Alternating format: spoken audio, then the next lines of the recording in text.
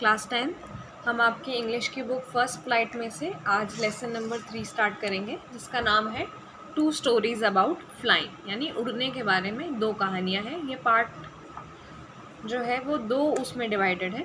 First है his first flight, Liam O Flaherty ने लिखा है, और दूसरा है ब्लैक एरोप्लेन जो फ्रेडरिक फ्रॉस्ट ने लिखा है। Before you read, since the earliest times humans have dreamed of conquering the skies, यानी बहुत लंबे समय से जो ह्यूमंस हैं यानी हम हैं, हमने सपना देखा है कि हम आसमान को अपने कब्जे में कर लें। उसी के ऊपर 2 कहानियाँ हैं उड़ने के ऊपर। पहली एक यंग सीगल के बारे में, यानी एक चिड़िया होती है जो कि उड़ने से डरती है। तो हम देखेंगे how does he conquer his fear, तो वो इस डर के ऊपर अपना कंट्रोल कैसे करती है, ठीक है। और दूसरा है a pilot is lost in storm clouds, यानी जो एक पायलट है जो प्लेन उड़ाता है वो बादलों के बीच में फंस गया है, क्या वो सेफली आ जाता है और उसकी मदद कौन करता है, इसके बारे में हम पढ़ेंगे। तो हम पहला पार्ट इसका स्टार्ट कर रहे हैं, हिज फर्स्ट फ्लाइट यानी उसकी पहली उड़ान। The young seagull was alone on his ledge, His 2 brothers and his sisters had already flown away the day before, यानी जो एक यंग सीगल यानी जो आखिरी चिड़िया थी वो बस अकेली बची हुई थी। उसके दोनों भाई बहन जो थे वो ऑलरेडी उड़ चुके थे एक दिन पहले। He had been afraid to fly with him, वो डरा हुआ था उनके साथ उड़ने में। Somehow when he had taken a little run forward to the brink of the ledge and attempted to flap his wings, he became afraid. और थोड़ी बहुत हिम्मत करके उसने थोड़ा सा दौड़कर अपने विंग्स जो थे, उनके पंख जो थे वो फ्लैप करे, लेकिन वो डर गया। The great expanse of sea stretch down beneath, यानी नीचे पूरा समुद्र फैला हुआ था। And it was such a long way down, miles down, और नीचे बहुत मीलों का सफ़र था। He felt certain that his wings would never support him, और उसे लगा कि उसके जो पंख हैं वो कभी उसका साथ नहीं देंगे। So his bent his head and ran back to the little hole under the ledge where he slept at night, और तो उसने क्या करा कि उसने अपना सर नीचे झुकाया और वापस उस छोटे से छेद में चला गया जहाँ वो रात में सोता था। Even when each of his brothers and little sister, whose wings were far shorter than his own, ran to the brink, flapped their wings and flew away, he failed to muster up courage to take that plunge which appeared to him so desperate. यानी उससे छोटी बहनों ने भी, जिनके पंख अभी उससे तो छोटे ही थे, दौड़कर जल्दी से पंख फैलाकर उड़ गए थे, और उसको इतना हिम्मत नहीं आ रही थी कि वो इतना करे। His father and mother had come around calling to him, यानी उसके माता पिता उसे बुलाने आए, upbraiding him, threatening him to let him starve on his ledge unless he flew away, यानी उन्होंने उसे डराया भी, चिल्लाया भी, उनको धमकी भी दी उसको कि तुम्हें खाना नहीं दिया जाएगा जब तक तुम नहीं उड़ोगे। But for the lift of him he could not move, लेकिन वो फिर भी मूव नहीं कर पाया। That was 24 hours ago, यानी 24 घंटे पहले की ये बात थी। Since then nobody has come near him, अब उसके पास कोई नहीं आया है। The day before, all day long he had watched his parents flying about with his brothers and sister, perfecting them in the art of flight. एक दिन पहले वो बैठ के सबको देख रहा था कि उसके जो माता पिता हैं वो उसके भाई बहनों को कैसे उड़ना सिखा रहे थे, कैसे वो वेव्स में जाते हैं, यानी जब समुद्र की लहरें होती हैं तो कैसे जाना है, और मछली पकड़ने के लिए गोता जो है वो कैसे मारना है। He had in fact seen his older brother catch his first herring and devour it, standing on a rock, while his parents circled around praising a proud cackle. यानी उसने अपने बड़े भाई को इस सुबह ही एक मछली पकड़ते हुए देखा भी है, और वो पत्थर के ऊपर खड़ा था, और उसके पेरेंट्स जो थे वो आसपास सब उसके खड़े हो गए थे और उनको गर्व था उसके ऊपर। And all the morning the whole family had walked about on the big plateau mid down and opposite cliff, taunting him with his cowardice. यानी अब जो पूरी फैमिली थी वो उसको कॉवर्ड बोल रही थी, यानी कि ये बोल रही थी कि वो एक नंबर का डरपोक है, और उसे टॉन्ट मार रही थी। The sun was now ascending the sky, blazing on his ledge that face the south, यानी अब जो सूरज था वो ऊपर चढ़ता जा रहा था, उसके जहाँ पे वो रहता था उस जगह पर आ रहा था। He felt the heat because he had not eaten since the previous nightfall, और उसने एक रात पहले से कुछ नहीं खाया था, इसलिए उसे गर्मी भी बहुत लग रही थी। He stepped slowly out to the brink of the ledge, और वो धीरे से बाहर निकला, और उसने एक पैर निकाला, दूसरा पैर उसके अभी भी पंख के अंदर था। उसने एक आँख बंद करी और फिर दूसरी आँख भी धीरे से बंद करी, and pretended to be falling asleep, और ऐसा दिखावा करा जैसे वो सो रहा था। Still they took no notice of him, फिर भी किसी ने उसको ऊपर ध्यान नहीं दिया। He saw his 2 brothers and his sister lying on the plateau, dozing with their heads sunk into their necks. उसने देखा कि उसके भाई बहन अच्छे से सो रहे हैं, नींद निकाल रहे हैं। His father was preening the feathers on his white back, यानी कि जैसे हमने देखा है चिड़िया जो होती हैं चोंच मार के अपने पंख ठीक करती रहती हैं, वो उसके पिताजी वही कर रहे थे। Only his mother was looking at him, सिर्फ उनकी जो मम्मी थी वो उसको देख रही थी। She was standing on a little high hump on the plateau, her white breast thrust forward now and again, यानी वो सांस ले रही थी तो उनकी जो छाती थी वो हिल रही थी। She tore a fish piece of fish, यानी उन्होंने मछली का एक टुकड़ा तोड़ा, that lay at her feet and then scraped each side of her beak on the rock, और फिर अपनी चोंच साफ करी। The sight of food maddened him, और खाना देखकर वो पागल हो गया। How he love to tear food that way, कैसे उसे भी खाना इसी तरीके से फाड़ना पसंद है, उसकी चोंच साफ करना पसंद है और खाना पसंद है, उसको शार्प करता है। Ga ga ga he cried begging her to bring him some food. Ga कोला शी स्क्रीम बैक डेरियसली, यानी उसने अपनी चिड़िया वाली आवाज़ में कहा कि मुझे खाना खिला दो, और उनकी मदर जो है उन्होंने चिल्लाकर कहा कि वो स्टूपिड है। But he kept calling plaintively and after a minute or so he uttered a joyful scream. His mother had picked up a piece of fish and was flying across to him with it. यानी थोड़े देर बाद उसने देखा कि उसकी माँ जो है वो उड़कर आ रही थी। He leaned out, यानी कि वो बाहर की तरफ एकदम जल्दी से झांका उसने। Tapping the rock with his feet, उसके पैर से टैप करता रहा। Trying to get nearer to her as she flew across, और जब वो पास में उड़ी तो वो पास में हो गया। But when she was just opposite to him she halted, और जैसे ही वो उसके अपोजिट आई उन्होंने एकदम से रुक गई। उनके पंख जो थे उसमें मोशन होना बंद हो गया। The piece of fish in her beak almost within the reach of his beak, और वो जो मांस का टुकड़ा था वो उसके एकदम पास आ गया था। He waited a moment in surprise, उसने थोड़ा इंतज़ार करा कि क्यों वो पास में नहीं आ रही है, और फिर वो पागल हो गया था वैसे ही भूख से, तो उसने छलांग लगा दी। With a loud scream, he fell outward and downward into space. Then a monster terror seized him and his heart stood still. He could hear nothing. और उसने एकदम से छलांग तो लगा दी, लेकिन उसे एकदम से वो डर लग गया, उसका हार्ट काम करना बंद कर दिया, उसे कुछ सुनाई देना बंद हो गया। लेकिन ये सब सिर्फ एक मिनट के लिए हुआ। अगले ही क्षण, the next moment, he felt his wing spread, अगले ही पल उसे समझ में आया कि उसके पंख जो है वो फैल गए हैं। विंड जो है, हवा जो है वो उसकी छाती से निकल कर जा रही है, उसके पेट में से निकल के जा रही है, उसके पंखों को उड़ा रही है। He could feel the tips of his wing cutting through the air, और उसे अब महसूस हो रहा था कि वो हवा को काटते हुए आगे जा रहा है। He was not falling headlong now, और अब वो गिर नहीं रहा था, वो धीरे धीरे ऊपर नीचे करके उड़ने लगा, और अब वो डरता नहीं था। He just felt a bit dizzy, then he flapped his wing once again. He soared upwards, ga ga ga, ga ga ga, ga cola. His mother swept past him. उसकी मदर भी उड़ती हुई गई, उनके जो पंख थे वो तेज़ आवाज़ कर रहे थे। He answered her with another scream. उन्होंने जवाब दिया एक दूसरी चीख के साथ। Then his father flew over him screaming, और उसके जो फादर थे वो उड़ते हुए निकले।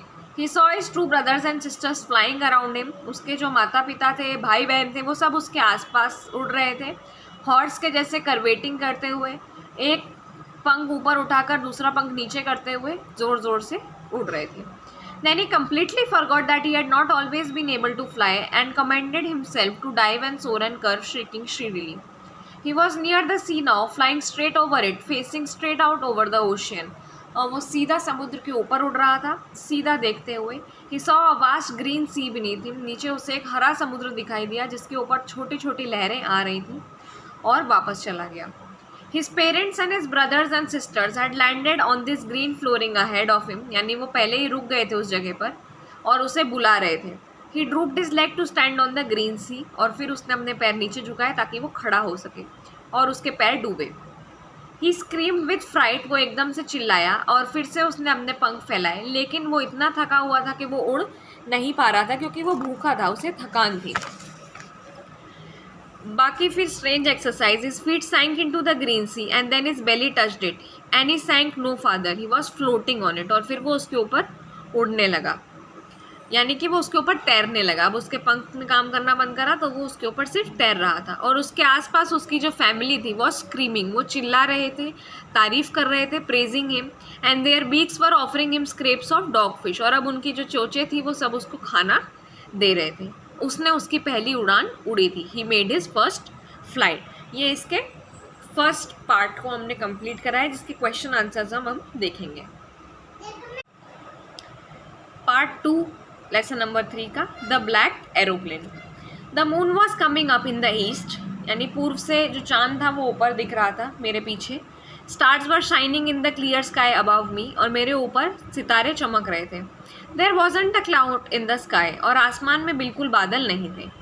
आई was happy to be alone high up above the sleeping countryside, और मैं खुश था कि पूरी कंट्री सो रही है और मैं ऊपर उड़ रहा हूँ। I was flying my old Dakota aeroplane over France back to England, यानी मैं फ्रांस के ऊपर मेरा ओल्ड डेकोटा का एरोप्लेन उड़ा रहा था इंग्लैंड वापस आने के लिए। I was dreaming of my holiday and looking forward to being with my family, मैं छुट्टियों के बारे में सोच रहा था और मेरे फैमिली से मिलने के बारे में भी सोच रहा था। I looked at my watch 1:30 in the morning, मैंने मेरी घड़ी की तरफ देखा और 1:30 बज रहे थे। I should call Paris control soon, मैंने कहा मुझे जल्दी से पेरिस कंट्रोल में कॉल करना चाहिए। As I look down past the nose of the aeroplane I saw the lights of a big city in front of me. I switched on the radio and said, Paris control Dakota DS 088 here, can you hear me, और I am on my way to England, over. तो उसने control room में phone करके कहा कि Paris control room DS 088 यहाँ पर है, क्या आप मुझे सुन सकते हैं, मैं इंग्लैंड वापस जा रहा हूँ। The voice from the radio answered me immediately, यानी उस तरफ से भी तुरंत आवाज़ आई, DS 088 I can hear you, out to turn 12 degrees west now. तो उसने कहा कि अब आपको वेस्ट की तरफ 12 डिग्री मुड़ना है, DS 088 over. I check the map and compass, switched over to my second and last fuel tank, यानी मेरा आखिरी बचा हुआ जो फ्यूल का टैंक था उस पर मैंने स्विच करा और मैप की तरफ देखा। And turn the Dakota 12 degrees west towards England, और मैंने मोड़ दिया। I will be in time for breakfast, यानी मैं नाश्ते के समय पहुंच जाऊंगा। A good big English breakfast, everything was going well, it was an easy flight, ये एक आसान फ्लाइट थी, सब अच्छा चल रहा था। Paris was about 150 kilometres behind me when I saw the clouds, जब मैंने बादल देखे तो पेरिस जो था वो 150 किलोमीटर मेरे पीछे था। स्टॉर्म क्लाउड्स, यानी ये जो क्लाउड्स थे ये नॉर्मल क्लाउड से अलग थे, ये एकदम जो तबाही आती है, जो तूफान आता है, उस टाइप के क्लाउड्स थे, बहुत बड़े, they were huge. They look like black mountain standing in front of me across the sky, और ये एकदम काले पहाड़ों के जैसे थे जो मेरे सामने थे। I knew I could not fly up and over them, यानी मैं जानता था कि मैं इनके ऊपर से ना निकल सकता हूँ। And I did not have fuel to fly around them to north और साउथ, और अब मेरे पास इतना भी ईंधन नहीं था कि मैं इनके आसपास किसी और जगह पर घूमूँ। I ought to go back to Paris, मुझे वापस जाना है, I thought, but I wanted to get home, I wanted that breakfast, पर मैं वो नाश्ता करना चाहता हूँ। आई टेक द रिस्क, मैं ये रिस्क उठाऊँगा, मैंने सोचा। And flew that old Dakota straight into the storm, और मैंने वो तूफान वाले बादलों में घुसा दी। Inside the cloud everything was suddenly black, और सब एकदम से पहाड़ों के इसके अंदर बादलों के अंदर आके सब एकदम काला हो गया। It was impossible to see anything outside the aeroplane, और कुछ भी देखना मेरे लिए नामुमकिन हो गया। The old aeroplane jumped and twisted in the air, जो पुराना एरोप्लेन था वो जंप करा और उल्टा हो गया। मैंने कंपास की तरफ देखा, I couldn't believe my eyes, the compass was turning round and round and round, it was dead, यानी कंपास भी मर चुका था, वो काम नहीं कर रहा था, और जो बाकी के इंस्ट्रूमेंट्स थे वो भी मर गए थे। मैंने रेडियो करा, Paris control can you hear मी, यानी क्या आप मुझे सुन सकते हैं, और कोई जवाब नहीं आया। The radio was dead too, radio भी मर चुका था। अब ना मेरे पास रेडियो था ना कंपास था। I could not see where I was, और मैं नहीं देख पा रहा था कि मैं कहाँ था। I was lost in the storm, यानी मैं तूफान में खो गया था। Then in the black clouds quite near me, I saw another aeroplane. It had no lights on its wing, but I could see it flying next to me through the storm. I could see the pilot's face turned toward me. I was very glad to see another person. He lifted one hand and waved. और अचानक ही मुझे एक दूसरा aeroplane दिखाई दिया। उसकी lights तो नहीं चल रही थी, लेकिन वो मेरे जस्ट पास में उड़ रहा था, और मुझे पायलट का फेस दिखाई दिया मेरी तरफ मुड़ा हुआ, और मुझे खुशी हुई कि यहाँ कोई और भी है। उसने एक हाथ उठाकर मुझे वेव करा। Follow me, he was saying, follow me. He knows that I am lost, I thought. He's trying to help me. तो वो कहता है कि मेरे पीछे चलो।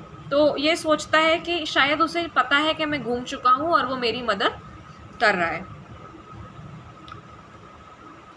He turned his aeroplane slowly to the north. उसने नॉर्थ की तरफ मोड़ा, so that it would be easier for me to follow him, ताकि मैं उसे आसानी से फॉलो कर सकूँ। I was very happy to go behind the strange aeroplane like an obedient child, और मैं खुशी से एक आज्ञाकारी बच्चे की जैसे उसका पीछे पीछे चलता रहा। After half an hour the strange black aeroplane was still there in front of me, और आधे घंटे बाद भी वो मेरे सामने ही था. Now there was only enough fuel in the old Dakota's last trying to fly 5 or 10 minutes more. और अब मेरा विमान जो था वो सिर्फ 5-10 मिनट और उड़ सकता था. अब मुझे डर लगने लगा था. I was starting to feel frightened again, but then he started to go down and I followed through the storm. लेकिन अब वो नीचे जाने लगा तो मैं भी उसके पीछे पीछे नीचे गया. Suddenly I came out of the clouds and saw 2 long straight lines of light in front of me. और एकदम से मैं बादलों के बाहर आया और मुझे लंबी लाइनें दिखी. इट वॉज रनवे, यानी ये रनवे था, एक एयरपोर्ट था और मैं सेफ था. I turn to look for my friend in the black aeroplane. मैं पलटा, मैंने देखा कि वो ब्लैक एरोप्लेन कहाँ है, लेकिन स्काई जो था वो खाली था, वहाँ कुछ नहीं था. ब्लैक एरोप्लेन चला गया था और मैं कुछ नहीं देख पा रहा था उसे, कहीं पर भी मुझे दिखाई नहीं दे रहा था. I landed and was not sorry to walk away from the old Dakota near the control tower. I went and asked a woman in the control center I was and who the other pilot was. I wanted to say thank you. तो वो कहता है, एकदम उतर के जाता है control tower में, और एक वहाँ पे जो लेडी बैठी होती है उससे जाके कहता है कि मैं जहाँ था वहाँ पर एक दूसरा पायलट भी था जिसे मैं शुक्रिया कहना चाहता हूँ. She looked at me very strangely. वो मुझे अजीब तरीके से देखती है और फिर हंसती है. Another aeroplane up there in the storm? No other aeroplanes were flying tonight. Yours was the only one I could see on the radar. यानी कोई दूसरा एरोप्लेन ऊपर नहीं था वहाँ पर, सिर्फ आपका ही एक एरोप्लेन आज वहाँ पर था और मैं उसे ही रडार पर देख पा रही थी. So who helped me to arrive there safely without a compass or a radio or without any more fuel in my tank? Who was the pilot on the strange black aeroplane flying in the storm without light? तो मुझे यहाँ तक safely बिना compass, बिना radio के और बिना तेल के किसने यहाँ तक पहुँचाने में मदद करी है? कौन था वो पायलट जो एक अजीब सा काला एरोप्लेन उड़ा रहा था ऐसे तूफान में बिना लाइट्स के? इसके साथ ये चैप्टर ख़त्म हो जाता है, यानी कि कोई भी नहीं जानता है कि कौन था वो पायलट जिसने उसकी मदद करी. इसके क्वेश्चन आंसर्स आपको ऑलरेडी वहाँ पर मिल जाएंगे, चैनल पे आप सर्च कर सकते हैं.